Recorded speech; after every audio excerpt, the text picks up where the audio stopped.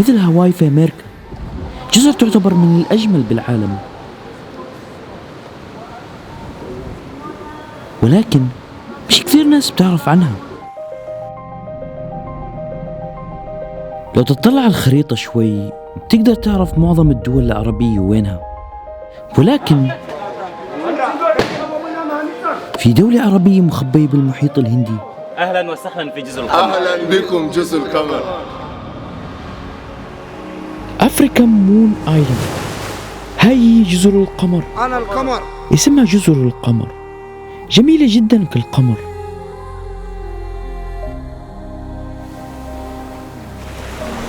The Sultan come from Yemen to bring the Islam Quran to Comoros. والإسلام دخل عليها واللغة العربية من العمانيين واليمنيين زمان، وبعدها احتلوها الفرنسيين بالاستعمار الفرنسي حتى استقلوا 3 منهم، ولكن واحدة قررت تضل فرنسا. أهلا وسهلا في جزر القمر. هاي الجزيرة اسمها الجراند كومورو، وفيها العاصمة اللي وصلنا عليها اسمها موروني، وهاي الجزيرة اسمها أنجوان، وهاي الجزيرة اسمها موهيلي، وهاي الجزيرة اللي هي الميوت اللي ظلت فرنسية واللي بتحتاج فيزا شنغن لتدخلها. بارك الله فيك. هي 4 جزر، لكن ما زال هناك جزيرة واحدة تحت استعمار فرنسي، لكن هذا ظلم، وإلا قانونيا عالميا هي تحق أن تنضم إلى شقاتها في الجزر الأخرى. فرنسا الآن هي يدير الإدارة هذه الجزيرة، وهذا عدوان ليس نظاميا وليس قانونيا. نحن الآن في جزيرة جزيجة، جزر القمر الكبرى، عاصمتها موروني. جزر أخرى هناك زواني ومهيلي والرابعة هي مايوتي كونا ماتاتا. لكن هو كما يعلم العالم أنه هو ظلم، وإلا نظاميا وقانونيا ليس هناك الحقيقة في ذلك. ولكن ممكن أهلها يريدون أن يكونوا مع الفرنسيين أو ماذا؟ هو في الحقيقة لأن فرنسا أغراهم بالأموال وعيشة هنيئة، ثم مشكلة كبيرة في ذلك أنهم لا يتعلمون، لأنه يغريهم بالأموال وهكذا حتى لا يتثقفوا، فمعظمهم جهلاء.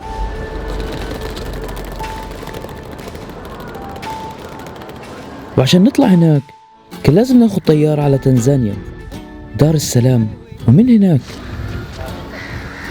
ننتقل ونطلع بطيارة ثانية على واحد من أكثر الجزر المنعزلة بالعالم.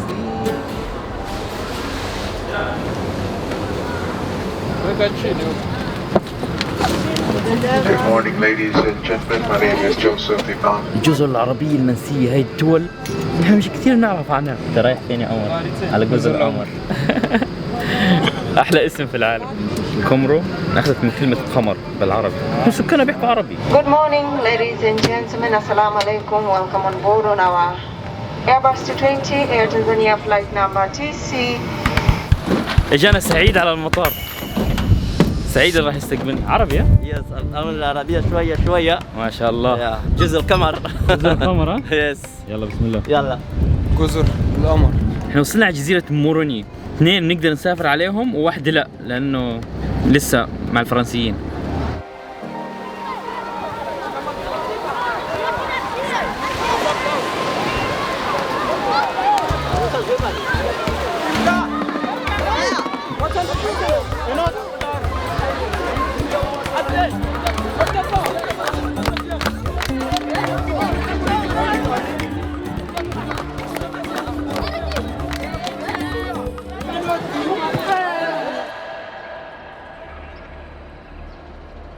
خليني أشرح لكم أكثر. هذول الجزر ال4 مثل العلم تماما. هذا علم جزر القمر عليه 4 نجمات، ولكن الخريطة مش كاملة لأنه في جزيرة لسه مأخوذة. بتيجي ما بين مدغشقر وتنزانيا والموزمبيق. قبل ما نبدأ حابين نشكر يو ديكشنري على رعاية هذا الفيديو، رح أحكي لكم عنهم كمان شوي. حلف القمر. تخيل اسم دولتك قمر، بدك أحلى من هيك دلع؟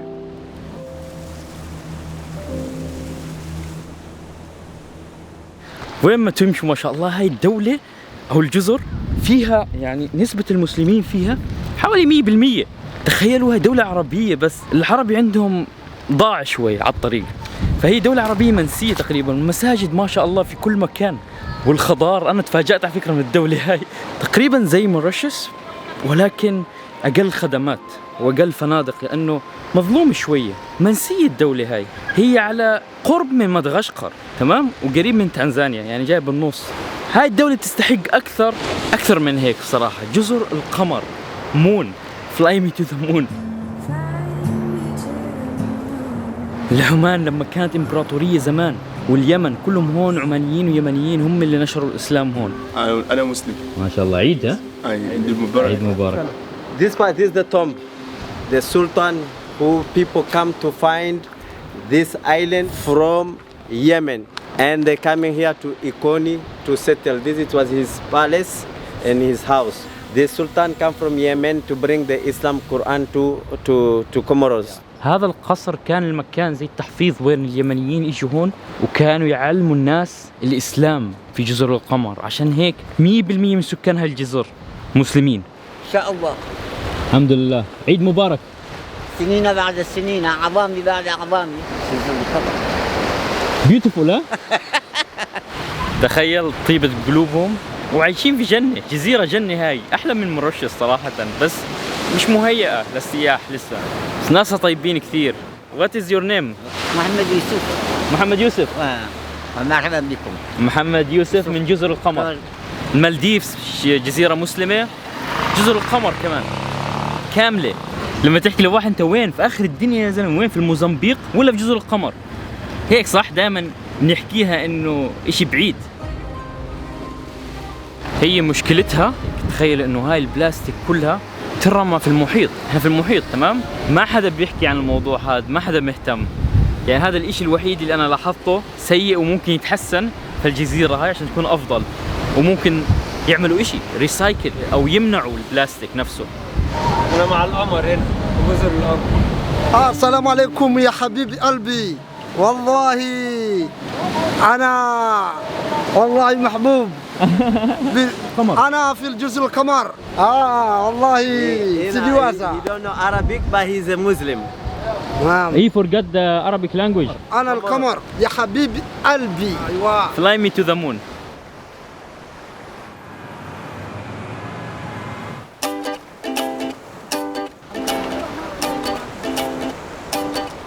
First day of spring, and I just wanna sing.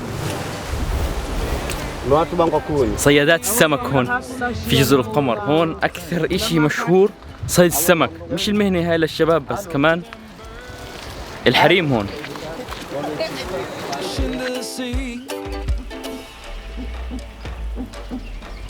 اوكي هسه حاليا شايفين هاي خلفي تماما فوهة بركان وفيها بركة. قاعدين نكتشف كل يوم اشياء جديدة عن جزر القمر. هاي جزيرة مظلومة بتحسها، هاي الجزيرة العربية المنسية المظلومة. اهلها طيبين كثير ولكن ما فيش فيها خدمات، فيش فيها فنادق، فيش فيها غير اثنين، وحتى تلاقي تور جايد صعب جدا.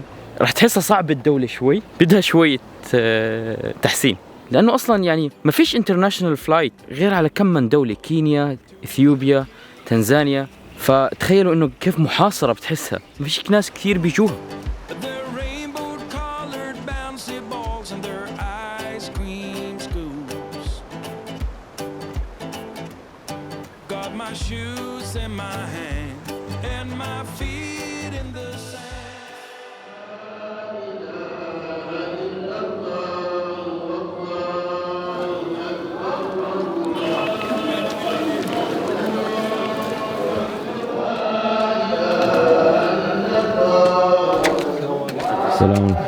السلام عليكم. وعليكم السلام. جزر القمر احلى جزر في العالم. في ميكس بيناتهم، تحسهم هيك اليمن سلطنة عمان مع افريقيا. بلادنا بلادكم. اين ذهبت اللغة العربية؟ لا والله لا ادري اين ذهب. لا ادري. لا أدري. لا اعرف اين ذهب هذه اللغة. لقد هربت. هربت بس. هربت. نفرح جدا لحضوركم في جزرنا هذا. ذهبت اللغة.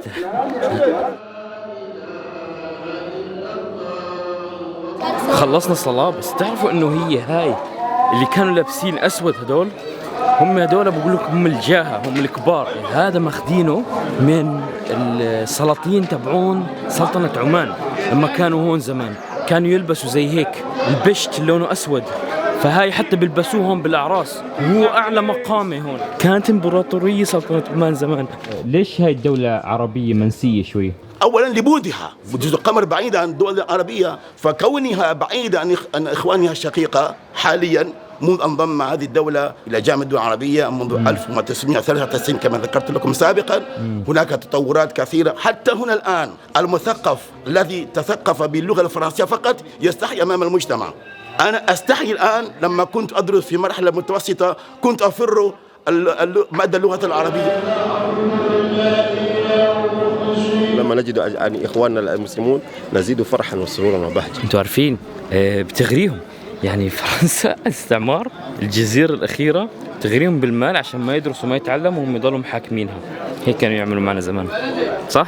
في التاريخ يقول أنه دخل الإسلام هنا في جزر القمر في عهد عثمان بن عفان، في عهد الخلفاء الراشدون. دخل هنا الإسلام عن طريق تجار العرب من المسلمين، دخلوا هنا وتأثروا بأخلاقهم الطيبة وأخلاقهم السامية وتأثروا في المجتمع. نبعث تعزينا واستنكارنا للعمليات الشنيعة التي تجري وتحدث في هذه الأيام المباركة في إخواننا الأشقاء في فلسطين، وهذا واجب إسلامي. أن الرسول يقول: من لم يهتم بأمر المسلمين فليس منهم.